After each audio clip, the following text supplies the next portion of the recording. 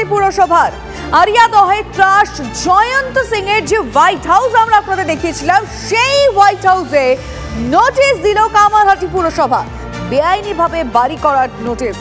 জয়ন্ত সিং যে জায়গায় বাড়ি তৈরি করেছেন সেই জায়গাটি দিলীপ মুখার্জিকে তলব করলো কামারহাটি পুরসভা। দিলীপ মুখার্জি নামে নথিবদ্ধ জায়গায় জয়ন্তর বিলাসবহুল বাড়িটি তৈরি হয়েছে। জমির মালিক দিলীপ মুখোপাধ্যায়কে তলব করলো পুরসভা। কি করে প্ল্যান ছাড়া বাড়ি তৈরি হলো? কি করে বিদ্যুৎ সংযোগ মিলল? পুরসভা কি না জানিয়ে কিভাবে পানীয় জলের কানেকশন? এরকম একাধিক প্রশ্নের উত্তর জানতে চায় কামারহাটি পুরসভা।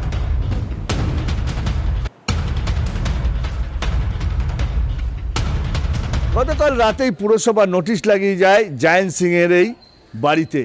জয়ন্ত সিং এর বাড়িতে এই গেটে নোটিশ লাগানো হয়েছে এবং যাকে দেখা করতে বলা হয়েছে, যাকে কারণ দর্শাতে বলা হয়েছে, তার নাম হচ্ছে দিলীপ মুখার্জি।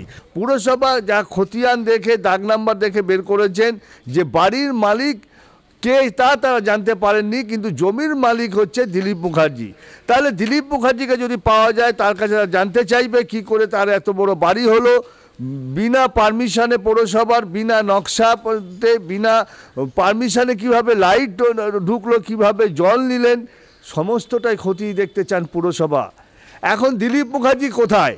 এখন দিলীপ মুখার্জির অস্তিত্ব কোথায়? যেটুকু আমরা জানতে পারছি, দিলীপ মুখার্জি এখানে আর এখন থাকেন না, কলকাতার কোনো অঞ্চলে থাকেন। তাহলে কোথায় থাকেন সেটা বের করবে পুরসভা না পুলিশ, সেটাই এখন দেখার বিষয়। যদি দিলীপ মুখার্জিকে খুঁজে পাওয়া যায়, তাহলে বাড়ি জয়ন্ত সিং কীভাবে তৈরি করলো গোটা ইতিহাসটা খুঁজে পাওয়া যাবে। আরিয়াদহ থেকে বিশ্বজিতের সঙ্গে অনন্ত চট্টোপাধ্যায়, TV9 বাংলা। আমরা আমাদের প্রতিনিধির পাঠানো প্রতিবেদন আপনাদেরকে দেখালাম, যেখানে অনন্ত আমাদের প্রতিনিধি দেখালো সেই নোটিশ যেটা কামারহাটি পুরসভার তরফ থেকে এই হোয়াইট হাউসের একেবারে গেটে লাগানো হয়েছে। কি রয়েছে সেই নোটিশে? এই নোটিশে যে হোয়াইট হাউস রয়েছে যে জমির ওপর, সেই জমির মালিককে উদ্দেশ্য করে চিঠি লেখা হয়েছে। কে তিনি? দিলীপ মুখার্জি।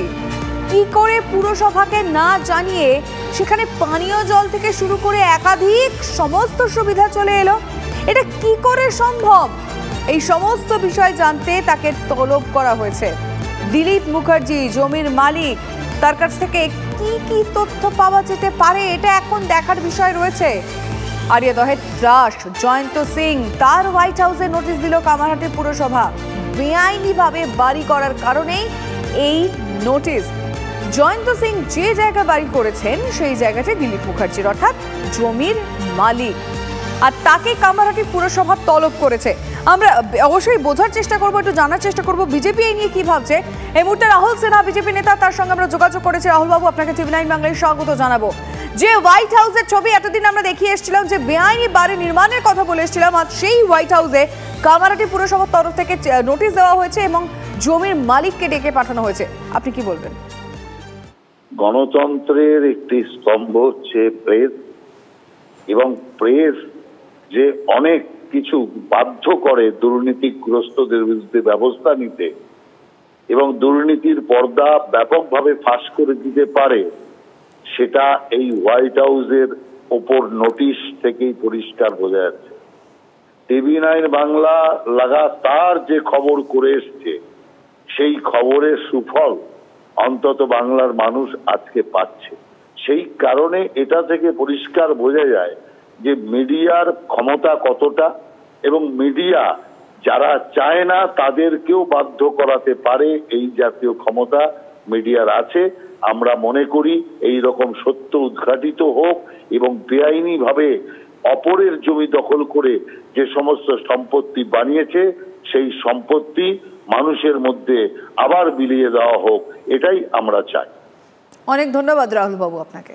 পুর নিয়োগ দুর্নীতির কথা এবার আসা যাক, কারণ হঠাৎ করে আবার কেন পুর নিয়োগ নিয়ে আমরা বলছি, এবং এই মুহূর্তে দাঁড়িয়ে TV9 বাংলার কাছে একটা এক্সক্লুসিভ খবর আছে এই পুর নিয়োগ দুর্নীতি নিয়ে। এই তদন্তে সিবিআই চার্জশিটের চাঞ্চল্যকর তথ্য। 2020 সালে দক্ষিণ দমদম পুরসভায় একই দিনে গ্রুপ সি গ্রুপ ডি পদে যোগ দেন 29 জন। এদের মধ্যে মজদুর পদে একই নম্বর পেয়েছিলেন 27 জন চাকরি প্রার্থী। তাদের প্রাপ্ত নম্বর ছিল 55। মৌখিক পরীক্ষায় ফেল করেছিলেন সকলেই। একইভাবে পিয়ন পদে লেখা পরীক্ষায় একই নম্বর পেয়েছিলেন দুজন। মৌখিক পরীক্ষায় ফেল করেছিলেন তারাও। এদের সকলেরই জয়নিং অর্ডারে সই করেছিলেন দক্ষিণ দমদম পুরসভার তৎকালীন চেয়ারম্যান পাঁচু রায়। কিন্তু কি করে সকল পরীক্ষার্থী লেখা পরীক্ষায় একই নম্বর পেয়েছিলেন? মৌখিক পরীক্ষায় 29 জনে কি করে শূন্য পেলেন? তারপরও তাদের জয়নিং অর্ডারে কেন সই করেছিলেন তৎকালীন চেয়ারম্যান পাঁচু রায়? চার্জশিটে প্রশ্ন সিবিআই এর। 16টি পুরসভার নিয়োগ পরীক্ষার জন্য কোনো এক্সপার্ট নিয়োগ করেনি অয়নশীল। তার 3 কর্মীকে নিয়ে নিজেই প্রশ্নপত্র তৈরি করত সে। উত্তরও মিলিয়ে দেখা হতো না। চার্জশিটে চাঞ্চল্যকর দাবি কেন্দ্রীয় এজেন্সি।